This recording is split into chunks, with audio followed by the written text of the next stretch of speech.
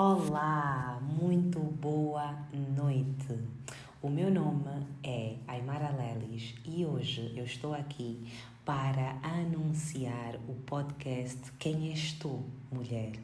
Sejam muito bem-vindos a este podcast. Hoje eu sou a anfitriã e também convidada especial deste episódio. Nos outros dias teremos mulheres maravilhosas aqui também a conversarem um pouquinho conosco, mas hoje o dia é todo meu. Sim, eu estou hoje em ambos os papéis, tanto como anfitriã como convidada, porque eu quero compartilhar com vocês a minha jornada pessoal, a jornada que me levou a criar esse podcast. Então, vamos contextualizar aqui um pouquinho. A ideia para esse podcast surge de um projeto anterior que eu tive insights em 2020 que se chamava Woman Tales. Esse projeto ficou parado durante muito tempo, na verdade de 2020 até agora, são quase 4 anos. E o que eu pretendia do Woman Tales era que, através de contos, através de histórias, vivências das mulheres, outras mulheres se sentissem inspiradas, se sentissem amparadas, se sentissem motivadas e que entendessem que nenhuma de nós vive algo que outra mulher nunca viveu. Seja do ponto de vista pessoal, seja do ponto de vista profissional, seja a nível de relações familiares ou amorosas. Então, ninguém caminha só e nenhuma mulher tem uma história que não possa servir de ensinamento para outra. E essa era a ideia do Woman Tales. Então, hoje, o Woman Tales é realizado, é concretizado com este podcast Quem És Tu, Mulher? Hoje eu já não penso apenas nos contos, mas quero que as mulheres, e isso é um convite, eu quero que as mulheres tenham coragem de dizer quem elas são, o que elas querem, o que elas desejam, quais os seus medos, como ultrapassaram e assim sucessivamente. Mas, no fundo, conseguimos ver que a essência do Woman Tales continua viva, porque esse é o meu projeto de coração. Eu acredito profundamente que, independente das nossas origens, idade ou crenças, as histórias compartilhadas podem nos conectar, podem nos motivar e nos fazer sentir acompanhadas. Eu, quando ouço histórias de mulheres com um percurso, seja acadêmico, seja familiar, semelhante ao meu e que estão num patamar que eu considero mais avançado, seja do ponto de vista espiritual, financeiro, emocional ou até familiar, eu digo, se ela foi capaz, eu também serei. Então é isso que eu pretendo que vocês encontrem aqui no Quem És Tu, Mulher? Agora, e como é algo que toda a gente gosta, eu vou começar por contar a minha história com o feminino, com o que é o feminino. Eu venho de uma família de parte de pai que era maioritariamente de homens, então tanto meu pai como os meus tios sempre passaram para nós uma postura de compromisso, de responsabilidade, e como não havia aqui muito a cultura do feminino e do masculino, nós, enquanto mulheres da família, nunca entendemos bem a diferença entre homem e mulher, o que uma mulher tem que ter, porque até sempre nos foi pregado a nível familiar que, acima de tudo, a mulher tem que ser independente. Então, eu hoje, a ver isso, eu penso que eu cresci numa família onde a presença feminina como um todo era pouco perceptível. Não querendo falar das mulheres, mas os homens ocupavam um espaço tão grande, tanto para nós, enquanto filhas, sobrinhas, como para a minha avó. De uma forma geral, havia uma presença masculina muito forte. Então, o exemplo que eu tinha, e falando aqui de mim, era sobretudo masculino.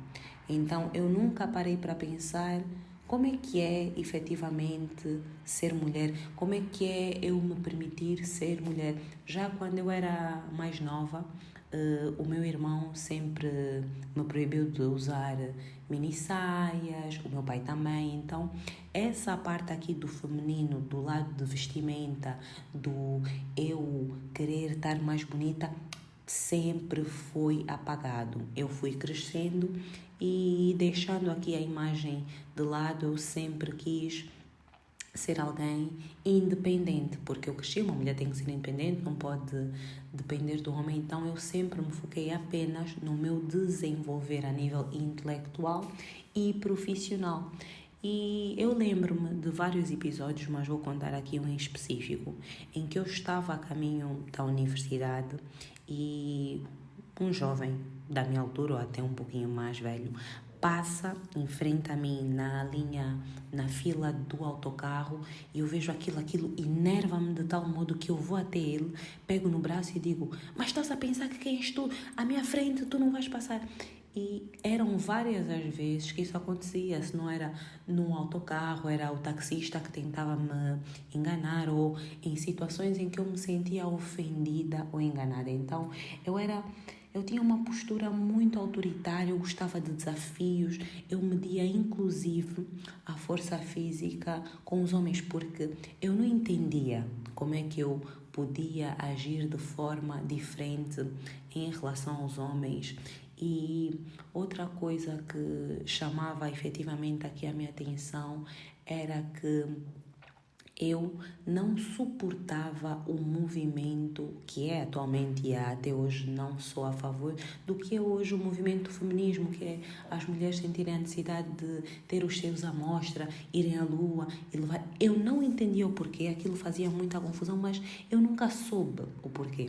Até que teve um acontecimento mais pessoal na minha vida que me fez repensar na minha postura, tanto para o mundo, na minha postura para comigo. E foi aí que eu decidi abrir espaço para ser uma pessoa mais paciente, mais amorosa, mais compreensiva, e comecei a entender que homens e mulheres são efetivamente diferentes e que essa diferença é necessária para que nós tenhamos relações saudáveis e até um mundo mais seguro, porque se nós confiamos na força do homem para nos proteger, para nos prover, então eles também vão confiar em nós como alguém que é capaz de encantar, de dar amor, de cuidar, né, de nutrir. E é importante pensar em homem e mulher assim, não apenas, mas também. O homem também pode cuidar, pode nutrir, mas é diferente quando a mulher faz. Da mesma forma que a mulher também pode trabalhar, sustentar, mas é diferente quando o homem faz. Então, quando eu comecei a entender a beleza sobre o ser mulher, o me permitir ser vulnerável, ao invés de dizer: mas estás a fazer isso porque eu fui capaz de dizer: olha, peço desculpas, está a agir mal. E isso serve tanto para a nossa relação com o nosso parceiro, como com a nossa relação com os homens fora.